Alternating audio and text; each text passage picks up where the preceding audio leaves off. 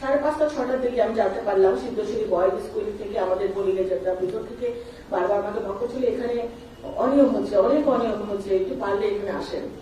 আমি তখন দৌড়ে চলে গেলাম, গিয়ে আমি দরজা নক করছি, বারবার নক করছি, অনেকক্ষণ, আধা ঘন্টা পরে দরজাটা খুললো, ভিতরে যেতে দিবেই না। তারপরে গেলাম, ওখানে প্রিজাইডিং অফিসার ছিল শামসুল ইসলাম, ইসলামী ব্যাংকের, এবং প্রায় 5-6 জন বিদেশি পর্যবেক্ষক ছিলেন ওই রুমটার মধ্যে।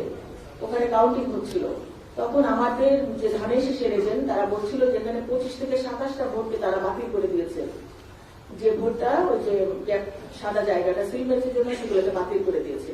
কিন্তু আমরা শুনতে, আমি রওনা হওয়ার আগে জানতে পেরেছিলাম যে নির্বাচন কমিশন থেকে ওই ভোটগুলোকে বৈধ করার জন্য রিকোয়েস্ট করা হয়েছে। তখন আমি প্রিজাইডিং অফিসার শামসুল ইসলামকে বললাম যে এই ভোটগুলো তো নির্বাচন কমিশন থেকে বৈধ করার জন্য বলা হয়েছে। উনি বললেন যে আপনারা এরকম কোন নির্দেশনা পাইনি। তখন রিটার্নিং কর্মকর্তা এই সময় আমার মোবাইলে ফোন দিলেন। আমি তখন বললাম যে ভাই, এখানে তো রিটার্নিং কর্মকর্তা শামসুল ইসলাম, উনি কথা শুনতে চাচ্ছেন না, উনি এগুলোকে মানতে রাজি না।